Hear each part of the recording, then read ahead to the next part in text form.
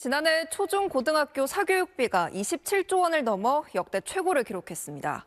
정부가 사교육비를 줄이겠다는 대책을 내놨지만 체감하지 못한다는 반응이 많습니다. 미술학원이랑 영어, 과학, 과외, 국어 과외, 영어학. 한 세네 개, 두세 개 정도 다녀요. 7개 정도 다니는 애들도 있고. 이런 기류를 반영한 듯 지난해 초중고 사교육비는 3년 연속 사상 최고인 27조 1천억 원을 기록했습니다.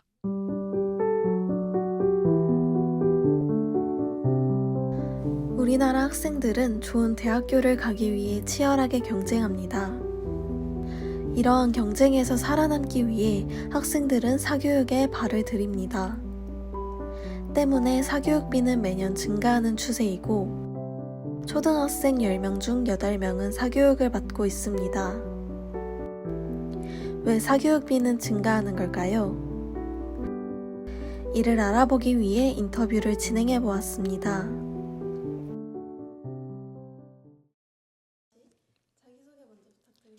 청주공고 다니고 있는 19살 박찬이라고 합니다. 안녕하세요. 저는 청주공업고등학교에 재학 중인 3학년 최종찬이라고 합니다. 혹시 지금 학원을 다니고 계신가요? 지금은 대학 준비 때문에 그만뒀습니다. 지금 초등학교 3학년 때부터 고등학교 1학년 때까지 다녀서 한 6, 7년 다닌 것 같습니다. 초등학교 때부터 해서 한 7, 8년 정도 다닌 것 같습니다. 학원을 다녔을 때 다니게 된 계기가 어떻게 되나요? 그냥 애들이 다 다니고 해서 그때는 다 애들 하는 거 따라하고 싶어가지고 그렇게 해서 다니게 된 것 같아요. 그냥 부모님이 시켜서 라는 대중적인 그런 이유 때문에. 그럼 혹시 학원을 다녔었을 때 한 달에 학원비가 어느 정도 나왔었나요? 한 달에 학원비는 70, 80 정도 나왔던 걸로. 4, 50만 원 정도 나온 것 같습니다. 학원을 다니게 된 이유가 특별히 있을까요? 일단 애들보다 좀 늦춰지는 게 있어서 학원을 다니게 된 것 같아요. 학교에서 배운 것만으로 충족이 안 돼서 학원에 다녀서 그 충족을 하려고 다니는 것 같습니다. 차이점이 있었나요? 있다면 어떤 점이 있었는지. 일단은 학교에서는 20명 이상이 교육을 받으니까 선생님이 가르쳐 주긴 하는데 일일이 한 명씩 가르쳐 주기가 힘들잖아요. 근데 학원은 많아봐야지 한 10명 정도 돼가지고 선생님이 가르쳐 주기 편하고, 그다음에 과외 같은 경우는 1대1이잖아요. 그래서 한 번에 콕 집어줘서 알려주기가 편해서 그거의 차이점이라 생각합니다, 저는. 학교는 이제 타이틀적인 것을 배운다고 하면은 학원에서 세부 사항을 배운다, 이런 차이점. 남들에게 뒤처지거나 힘들 거라고 생각하시나요? 그래도 조금은 늦춰질 거라 생각을 하긴 해요. 대학을 가려면은 수능 공부를 해야 돼서 학원은 좀 필수적인 거라 생각합니다. 먼저 자기소개 부탁드립니다. 저는 청주 용암동 필립학원에서 근무하고 있는 수학 강사 전병구라고 합니다. 근무한 지는 지금 17년 차 됐고요. 학원 수의 현황이 어떻게 되시나요? 저희 학원 기준으로 말씀드리기는 조금 애매해서 전체적인 추세를 보자면 지금 동네마다 약간 다른 게 좀 있어요. 동네마다 좀 다른 게 있어서 지금 현재 이제 조금 유입이 많이 되는 동네가 있는데 그쪽 부분에서는 학원생 수가 많이 늘어나고 있는, 갑자기 많이 늘어나는 추세도 많이 생겼고, 이제 새로운 시가지가 생기면서 거기 학원가가 형성이 되면 그 부분에 있어서는 아이들이 이제 많이 유입이 되는 상황이고, 반면에 이제 좀 외곽에 있는 학원이나 기존에 있던 지역에서는 좀 아이들이 좀 빠져나가는 추세이기도 한데, 전체적인 흐름으로 봤을 때 아이들이 전체적으로 학원생은 좀 증가하는 추세다라고 좀 볼 수 있을 것 같아요. 혹시 왜 학원생 수가 증가하는지. 이제 학년별로 좀 말씀을 드리면 초등학교 같은 경우는 이제 현재 시험이 많이 없는 추세다 보니까 이제 그때까지는 아이들이 이제 자기주도 학습이나 아니면 이제 창의 사고력 학습 위주의 학원을 좀 다니는 추세였다가 이제 중학교 이렇게 진학을 하게 되면 이제 그때부터 시험이 생기고 내신 성적이나 이런 부분에 대해서 관리가 좀 필요하다 싶어졌을 때 이제 뭐 수학이나 영어 단과학원 같은 곳에 좀 아이들이 많이 등록이 되면서 이제 성적을 좀 관리를 받아야 된다라는 생각이 들 때 이제 학원생들이 중학교 올라가면서 좀 많이 늘어나는 추세고, 그다음에 이제 중학교에서 또 고등학교 올라가면 중학교 때까지만 해도 이제 혼자 어느 정도 좀 커버가 됐었던 아이들도 고등학교 가면은 내용도 많이 어려워지고 해야 되는 분량도 많아지고 하면서, 그리고 본인이 어떻게 공부를 해야 될지 계획적인 부분이 좀 세워지기 어려운 친구들의 경우 학원에 좀 많이 등록이 돼서 그런 부분에 있어서 아이들이 좀 더 많이 늘어나는 추세인 것 같아요.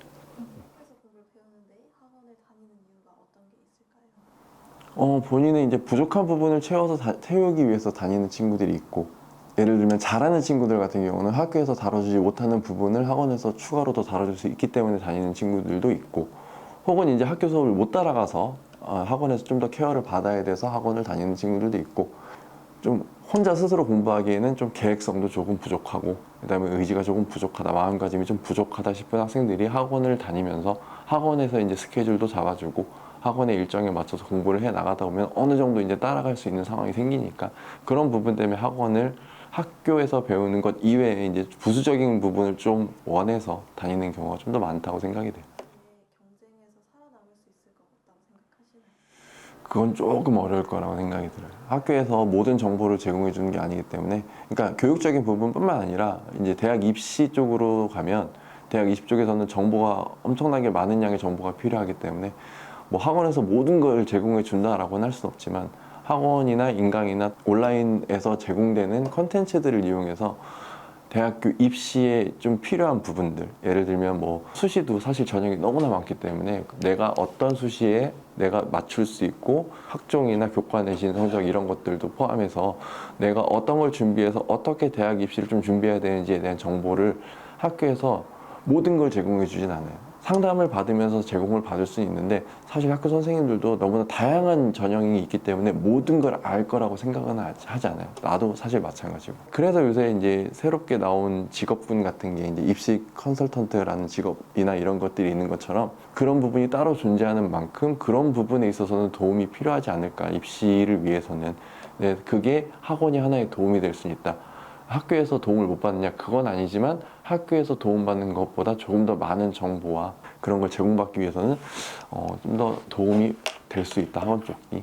그렇게 생각을 해요. 그러면 우리나라 대학 입시 경쟁에 대해 전반적으로 너무 다양화돼서 지금은 이제 이제 대학을 가기 위한 방법 자체가 너무 다양화되어 있기 때문에 그 경쟁 자체가 저는 어렵다고 생각해요. 아이들이 준비해야 될 게 너무 많고, 본인이 할 수 있는데도 놓치고 있는 부분도 많기 때문에 알지 못해서 놓치는 부분도 많이 있어서 지금 아이들이 그냥 예전처럼 단순하게 성적을 가지고 대학을 진학할 수 있다라고 하면 사실 공부에만 좀 매진을 하면 되는데, 현재 뭐 대학생들도 다 경험해 본 일이지만 내신만으로도 대학을 갈 수 있고, 꼭 내신 성적이 좋지 않아도 뭐 학생 기록부에 대한 내용을 가지고도 대학을 입시하는 방법도 있고, 뭐 여러 가지 전형 때문에 지금 입시 경쟁은 아이들이 많이 좀 힘들다, 저는 그렇게 생각해요. 애들이 준비할 게 너무 많다, 그리고 알지 못해서 준비하지 못한 부분 많다, 그래서 놓치는 기회도 좀 많이 있는 것 같다. 그래서 이제 어쩔 수 없이 선택하는 게 본인이 할 수 있는 방법으로 성적과 교과 내신을 맞춰서 어느 정도 이제 뭐 최저를 맞추고, 본인 성적에 맞는 수시 지원, 그 다음에 그 이후에 이제 최저를 맞추고, 이런 부분들이 가장 일반적으로 이루어지고 있긴 한데, 사실 그거 말고도 훨씬 더 많은 전형이 있고 대학을 갈 수 있는 방법이 더 많기 때문에 그런 부분을 모든 걸 알려면 많은 정보가 필요하다. 그래서 아이들은 좀 더 많은 고민을 해야 될 것 같고, 그게 아이들을 좀 더 힘들게 하지 않을까라는 생각을 좀 갖고 있어요. 대학 서열이 직업에서 임금 격차로 이어지는 사회적 인식으로 인해 대학교 입시 경쟁은 더욱 치열해지고, 학생은 입시 경쟁을 위해 사교육을 받게 되고, 이로 인해 뒤처지지 않으려 다른 학생 또한 사교육을 받게 됩니다. 이런 악순환이 반복되면서 사교육비는 점차 증가하게 된 것입니다. 정부는 이를 해결하기 위해 수능킬러 문항 삭제와 같은 여러 대책을 내세우고 있지만 현실적으로 해결되지 않고 있습니다. 사교육을 받는 이유는 사회적 분위기, 성적 향상, 공교육의 부족함이 있었습니다. 사교육을 받지 않는 학생들은 성적 격차, 입시 정보의 부족으로 인해 대학 입시에 어려움을 겪고 있고, 이는 사교육비 문제를 심화시킵니다. 사교육을 받지 않아도 심화학습과 충분한 입시 정보가 필요합니다. 따라서 사교육을 받지 않아도 심화학습 및 입시 정보를 제공받을 수 있는 어플리케이션을 제안합니다.